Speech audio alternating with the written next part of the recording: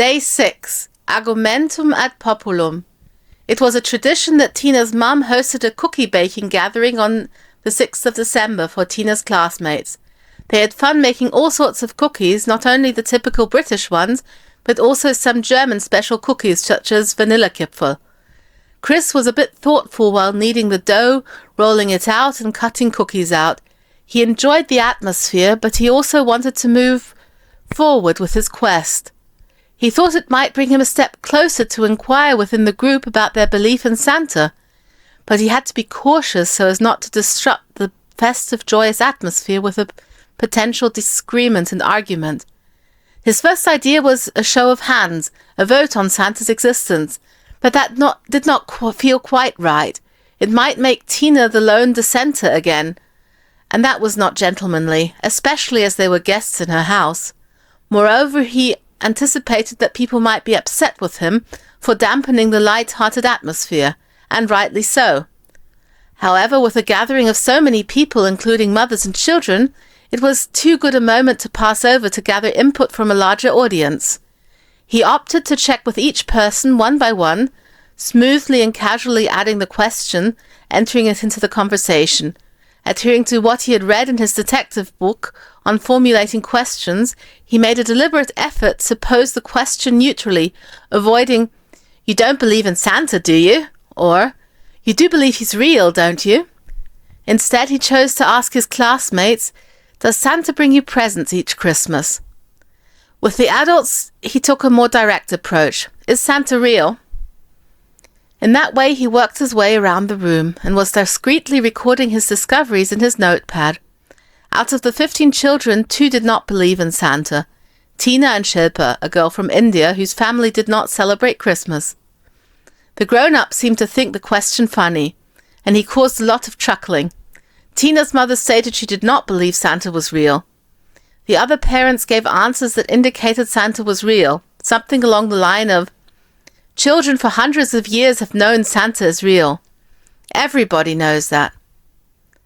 Since Tina and Chris still had a scheduled session of the Curiosity Crew that evening, Tina's mother had invited Chris to stay for dinner.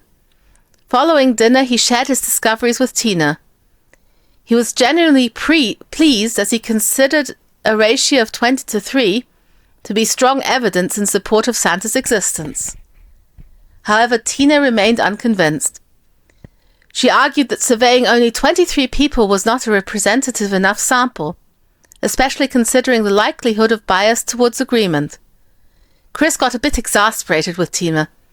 "Don't you find it somewhat arrogant not to be even slightly impressed by what the majority believes?" Tina scowled at him. "I never said it didn't give me reason to question, but proof? That would require more than a survey of kids who have clearly grown up believing what their parents tell them, and parents who are also part of this culture. I'll accept it as an indication, but not as an evidence of proof." Chris had to laugh at that and agree.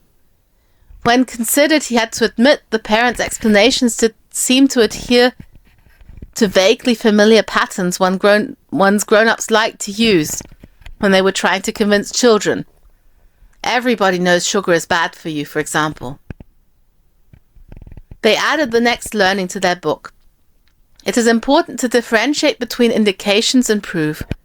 While a majority is an indication that an argument has merit, it does not prove it.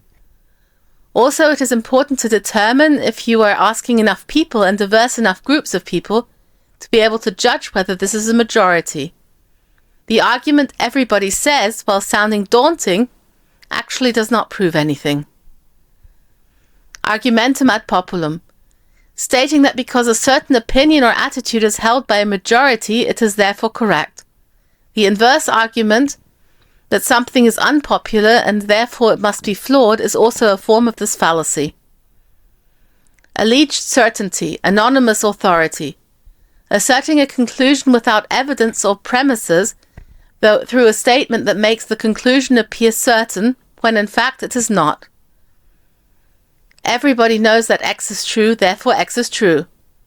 When an unspecified source is used, such as evidence for the claim, this is commonly indicated by phrases such as, "They say that," "It has been said," "I heard that." studies show, or generalized groups such as scientists say. The appeal to tradition, also conservative bias.